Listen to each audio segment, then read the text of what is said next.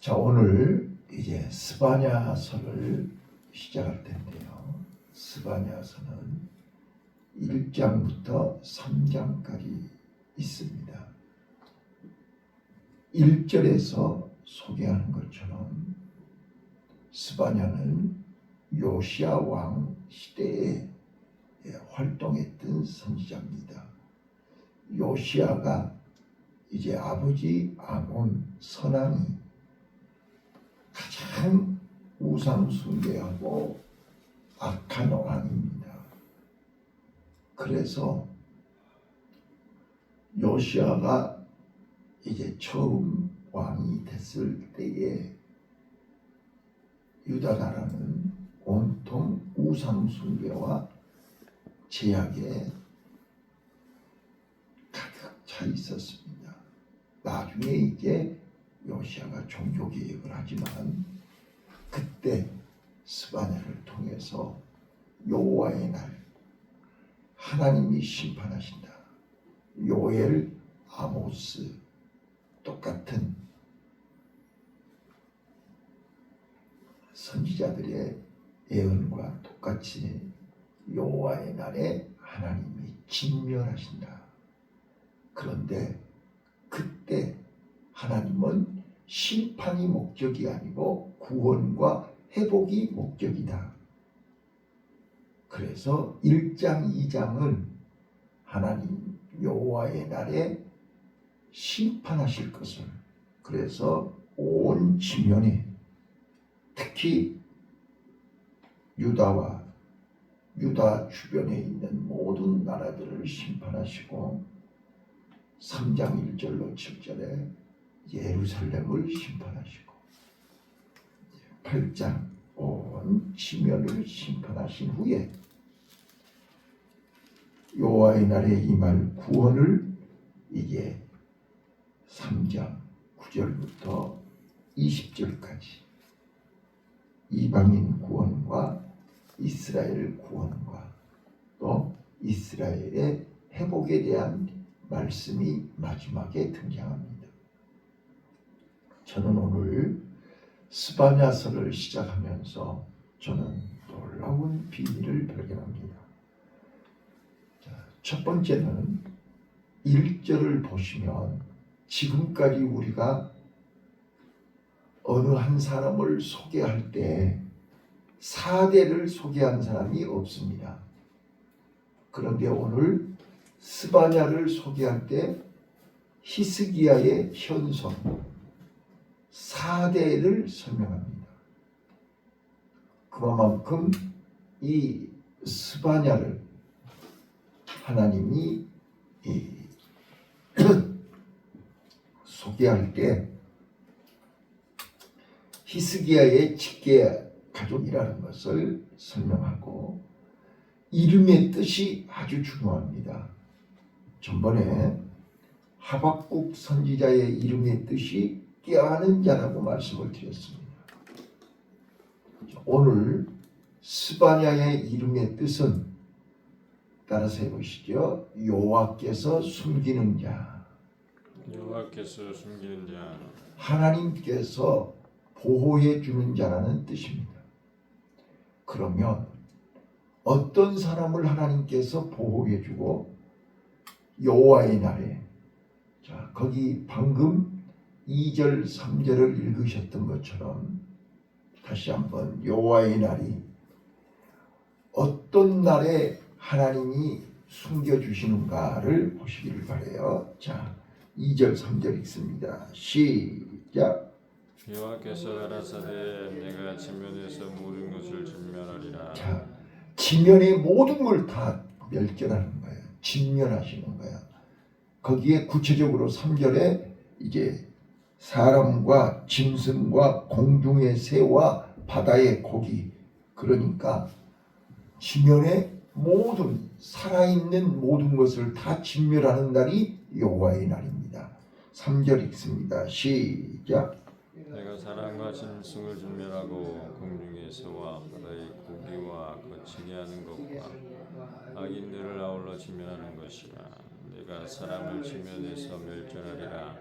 나 여호와의 말이니라. 아멘. 자, 우리는 이 말을 이해를 못합니다. 제가 옛날에 진짜로 50년 전에 47, 8년 내가 신학교 막 처음에 갔더니 교수님들이 요한계시록 세상 끝날 막 여호와의 날 교수님들마다 그 설교를 했어요. 강의를 했어요.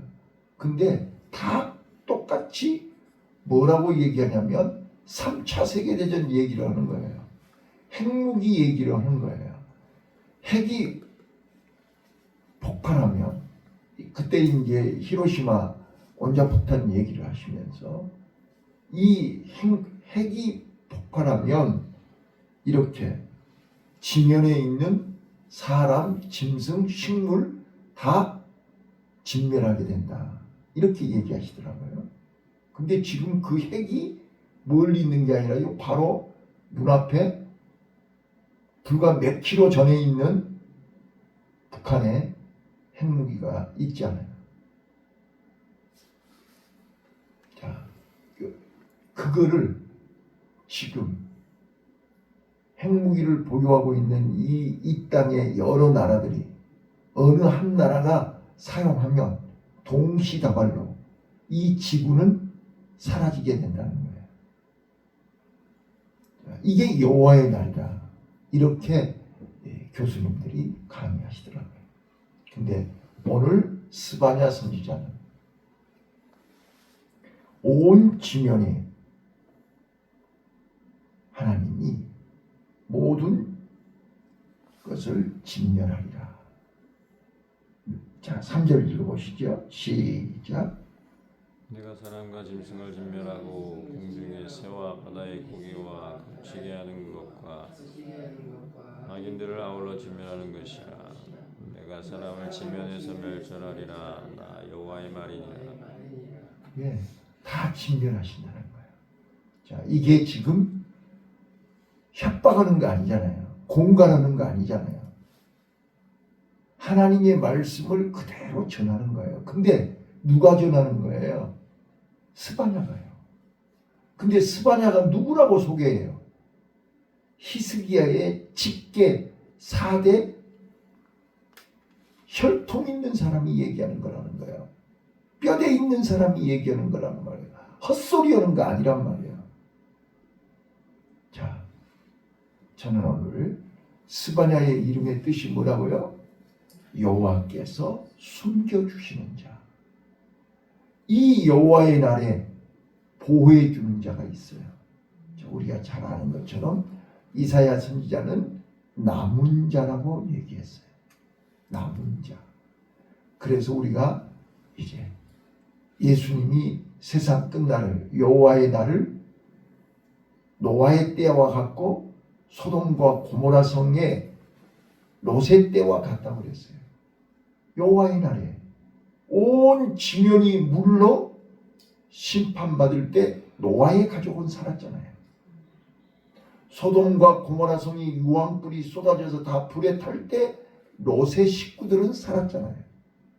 이게 여호와께서 숨겨주는 자예요. 자, 나는 우리 모든 성도들이 여호와의 날에 숨겨주시는 자가 되시기를 바라요. 그러면 스바냐는 분명히 어떤 사람을 하나님께서 여호와의 날에 숨겨주신다라고 설명하고 있냐? 다 같이 읽습니다. 2장 3절입니다. 2장 3절에 정확하게 설명하고 있습니다. 시작. 여호와의 규례를 지키는 세상의 모든 겸손한 자들아, 너희는 여호와를 찾으며 공의와 겸손을 구하라. 너희가 혹시 여호와의 분노의 날에 숨김을 얻으리라. 아멘. 여기 답이 나와 있어요. 자, 오늘 스바냐서를 시작하면서 3장까지밖에 없다니까요.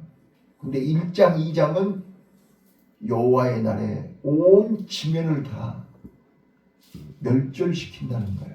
자, 다시 한번 읽어보실까요? 3장 8절입니다. 시작. 3장 8절이요. 시작. 나 여호와가 말하노라. 그러므로 내가 일어나 벌할 날까지 너희는 나를 기다리라.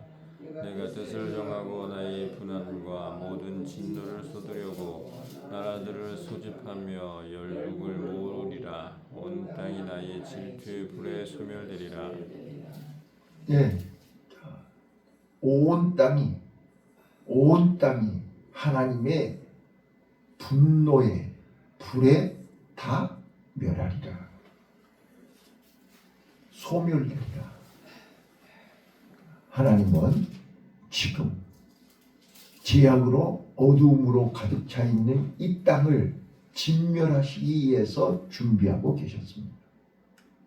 어제 오늘 준비한 게 아닙니다. 수차 말씀드리지만 구약 시대 때부터 하나님을 떠난 인생들이 이 땅을 오염시키고 어두움으로 죄악으로 불의로 강포로 가득 차 있단 말이에요. 그래서 선지자들을 통해서 수차 경고를 했어요. 한 번은 노아 시대에 홍수로 쓸었고 소돔과 고모라 성의 유황불로 예고편을 보여줬고, 그럼에도 불구하고 그들은 하나님을 외면했어요. 그래서 아브라함의 후손들, 이스라엘 백성들만이라도 하나님께 남은 자가 되라고 수차 얘기했지만 그들이 그 말에 귀를 기울이지 않고 짬뽕이 되어버렸어요. 그래서 예루살렘과 하나님의 성전이 불에 타면서까지 다 포로로 끌려가면서까지도 그들은 남은 자가 되라는 하나님의 말씀에 귀를 기울이지 않았어요. 그래서 우리가 말세할 때, 말세가 언제부터라고요? 예수님이 오실 때가 말세예요. 그래서 예수님이 오신 거잖아요. 초림 예수 때부터 말세예요. 그래서 예수님이 세상 끝날의 비밀을 설명한 거예요. 지금이 말세다. 그런데 하나님이 너희들을 살리려고, 너희들을 끝까지 보호해 주려고 예수님이 이 땅에 오셔서 십자가에 죽으시고 부활 승천하시면서 얘기했어요. 너희는 예루살렘을 떠나지 말라. 하나님의 약속을 믿고 기다려라. 성령이 너희에게 임하면 이 비밀을 땅끝까지 전해라. 그러면 세상 끝날이 온다. 이게 성경이에요. 이게 복음이에요. 우리는 누구를 위해서 사는 게 아니에요. 누구 보라고 오는 게 아니에요. 내가 하나님께 숨김을 받아야 되잖아요. 우리 자녀들이, 우리 식구들이, 우리 성도들이, 우리 민족이 하나님의 보호를 받아야 되는 거죠. 그래서 교회가 필요한 거고 목사가 필요한 거죠. 그 일을 하고 우리를 세운 거지. 잘 먹고 잘 살라고 세운 게 아니란 말이에요. 오늘 스바냐가 하나님의 여호와의 심판의 날에 살아남을 자, 여호와께 숨김받는 자. 그러면 노아를 얘기하면 되고, 소돔과 고모라 성에서 롯이 잘해서 숨김받은 게 아니잖아요. 아브라함이 기도해서 숨김받는 거잖아요. 그렇잖아요. 자, 여기 오늘 서론이니까 스바냐서 2장 3절에 세 가지 여호와의 심판날에 살아남으려면, 하나님께 숨김받은 자가 되려면 세 가지를 설명하고 있어요. 자, 2장 3절 다시 돌아갑니다. 여호와의 규례를 지키는 세상의 모든 겸손한 자들아. 여호와의 규례를 지키는, 여호와의 규례가 뭐예요? 하나님의 공의와 정의가 실현되는 거예요. 세상 지 마음대로, 요즘 봐보세요. 자기네들 마음대로 법을 만들어 가지고 자기네들 마음대로 처리하잖아요. 세상 법은 정권이 바뀌면 지그들 입맛대로 다 바꿔버려요. 법을. 헌법도 바꾸고 모든 법을 지 마음대로 바꿔버려요. 그런데 하나님의 법은 바뀌지 않습니다. 인간이 자기 마음대로 바꾸는 게 아니고 하나님의 공의, 하나님의 법이 실현되는 것을, 그게 바로 여호와의 규례입니다. 여호와의 규례는 하나님의 말씀입니다. 그래서 하나님의 말씀은 1.1획도 더할 수도 없고 뺄 수도 없고 불문법입니다. 사람이 고칠 수가 없어요. 바꿀 수가 없어요. 1.1획도 하나님 말씀대로, 하나님의 말씀이 아니라고 하면 아닌 거예요. 하나님의 말씀이 하라고 그러면 하는 거예요. 하지 말라고 하지 말고, 가라고 그러면 가고, 가지 말라고 안 가는 거예요. 이게 백부장의 믿음이에요. 오늘 우리는 내 마음대로 하나님의 말씀을 바꿔, 내 마음대로 하나님의 말씀을 해석을 해요. 이거는 하나님의 숨김을 받을 수가 없어요.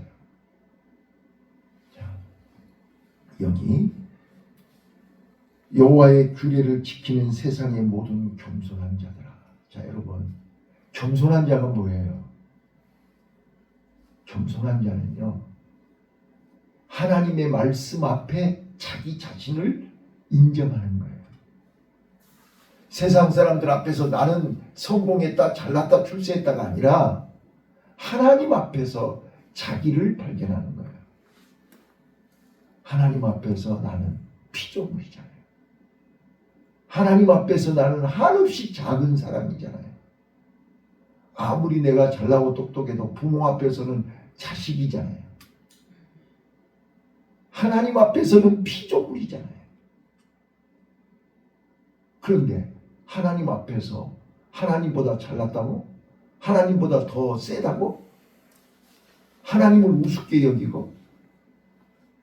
어제 이제 당선자 축하 초청 기도회를 했어요.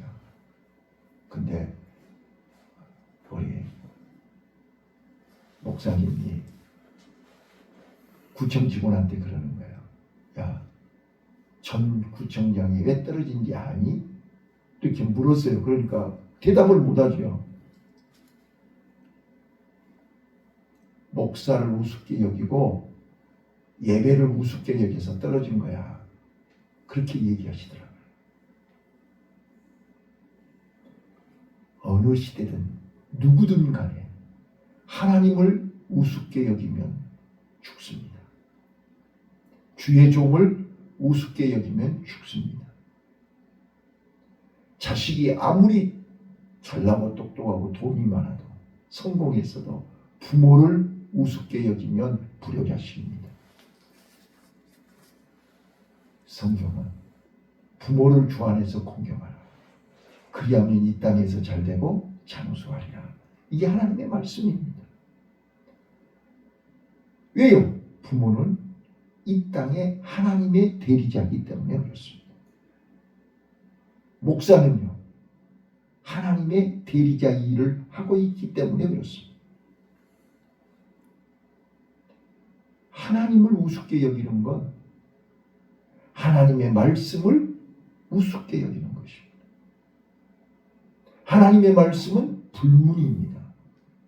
고칠 수 없습니다. 바꿀 수 없습니다. 그래서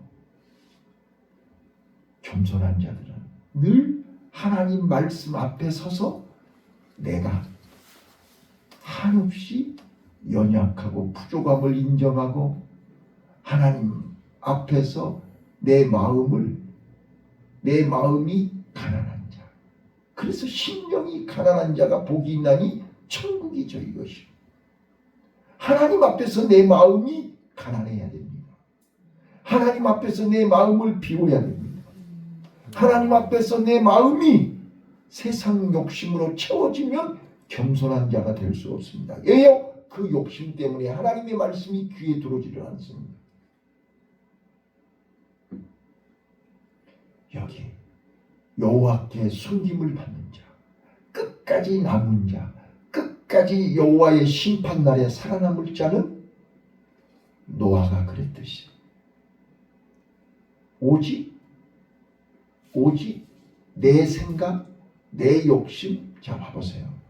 노아가 방주를 지을 때 하나님이 재료를 주셨나요? 하나님이 돈을 주셨나요? 방주만 지으라고 그랬지 아무것도 준 게 없어요. 내 것 다 털어서 방주 지었어요. 조금도 불평하지 않았어요. 원망하지 않았어요. 왜요? 너와 네 집이 살아야 되니까. 너와 네 자식들이 살아야 되니까 방주를 지어라. 살기 위해서 방주 짓는 거예요. 세상 사람들은 비웃고 조롱하고 별소리를 다 해도 노아는 하나님만 바라보고 하나님만 의지하고 하나님 말씀을 믿었기 때문에 방주를 지을 수 있었어요. 오늘 우리는 하나님의 말씀을, 그래서 두 번째, 여호와를 찾으며, 겸손한 자들아 너희는 여호와를 찾으며 공의와 겸손을 구하라. 여호와를 찾아야 돼요. 사람 찾아가지고 답이 나오지 않아요. 진짜로 우리가 하나님의 율례를 지키며 하나님의 말씀이 믿어지며 하나님의 말씀을 붙잡았으면 그 말씀이 성취되기 위해서 하나님을 찾아야 되죠. 누가 나한테 그래요. 목사님은 어떻게 쭉 그러기래요. 예, 어제 오래간만에 진짜로 저를 좋아하시는 목사님을 만났어요.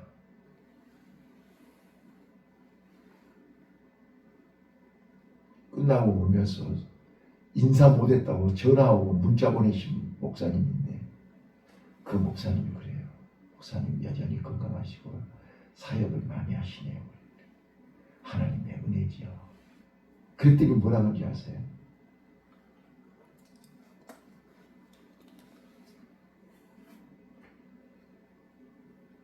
제가 그랬어요. 저는요, 지금 우리 서울에 큰 교회 목사님들이 다 미국에서, 다 외국에서 다 몇 년씩 있고, 다 그런 분들이 여기 서울 와서 큰 교회 목사하는 거예요. 어제 나사렛 교회 목사님도 첫 마디가 그래요. 저요, 시카고에서요 16년 동안 한인교회 담임 목사 하다가 여기 왔어요. 이러는 거예요. 다 그래, 다. 어느 목사들이든 첫 마디가 저 미국 어디서 몇 년 있다가 여기 왔어요. 다. 그런데 저는 이 구약에 나와 있는 모든 선지자들이 잘나고 똑똑한 사람 하나도 없어요. 근데 오늘 스바냐는 히스기야의 4대 손이잖아요. 근데 평범한 농부 출신도 있고 목자 출신도 있고. 왜요? 하나님 앞에서 겸손해야 되기 때문에. 그리고 그런 사람들은 하나님만 바라보게 돼 있어요. 하나님만 의지하게 돼 있어요. 아브라함이요, 하나님만 바라보고 간 거예요. 세상 것이 화려한 사람들은 하나님만 의지할 수가 없어요. 내가 아는 어떤 목사님은요, 계속 페이스북에다가 미국의 무슨 학교 동기 목사님, 무슨 미국의 어디 학교 동기 목사님 방문 매일 그런 거 올려요.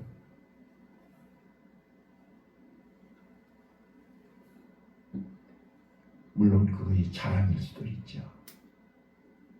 그런데 자랑할 것이 없는 것이 심령이 가난한 거예요.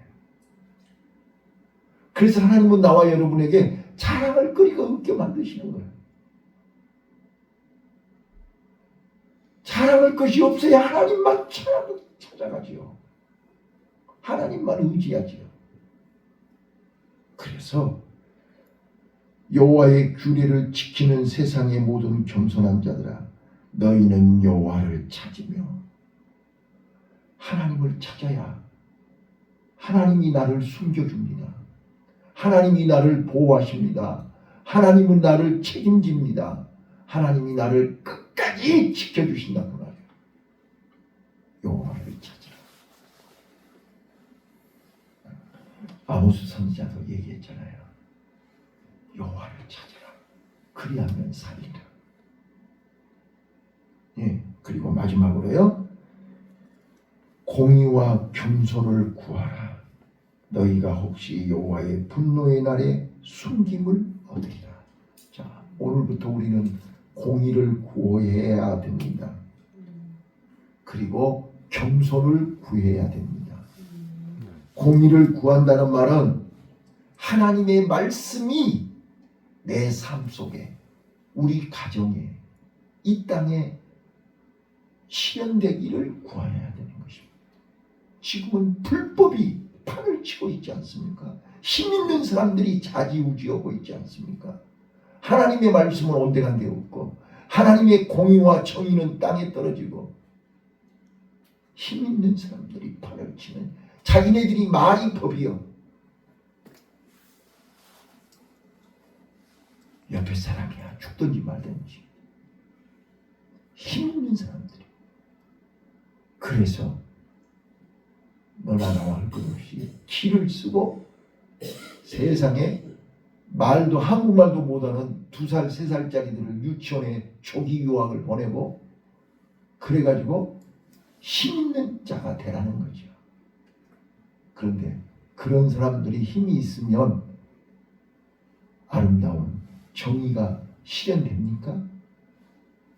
전부 자기 욕심밖에. 저는 수차 말씀드리지만 자기네들이 힘들고 어렵고 고생하면서 공부해서 유학해서 교수가 됐으면 학생들한테 쉽게, 자기네들이 고생했으니까 쉽게 가르쳐야 되는 거 아니에요? 그런데 그렇게 고생해서 유학하신 교수도 치고 쉽게 가르치는 분 나 별로 본 적이 없어요. 여러분, 그래서 하나님은 평민을, 목자를, 농부를 들어서 하나님의 애언을 선포하게 하시는 거예요. 왜? 쉽게 얘기하라는 말이야. 쉽게 얘기해야 알아듣지. 공의를 구하라. 하나님의 말씀이 이 땅에서 실현되기를 구하라. 겸손을 구하라. 마음을 하나님 앞에서 내 마음이 가난해져야 돼. 우리가 사람 앞에서는 잘난 척해도 하나님 앞에서는 잘난 척할 수가 없잖아요. 하나님은 나를 처음부터 끝까지 다 아시는데, 머리 끝까지 다 아시는데 하나님 앞에서 거드름 피울 거 없잖아요. 하나님 앞에서 욕심 부릴 거 없잖아요. 하나님이 오늘 지금 부르면 가야 할 사람인데 하나님 앞에서 무슨 욕심이 필요해요? 우리요, 하나님께 숨김받는 자, 자신의 연약함을 인정하고 하나님 앞에서 늘 우리는 겸손하고, 하나님의 말씀이 나를 통해서, 내 삶을 통해서 우리 가정에서 이루어지기를 기도하면서 오직 하나님만 바라보고 하나님만 의지하고 하나님을 찾는 영적인 남은 자가 되시기를 예수님 이름으로 축원합니다. 아멘. 오늘도 하나님의 은혜가 가득하시기를 바랍니다. 기도하겠습니다. 하나님 아버지,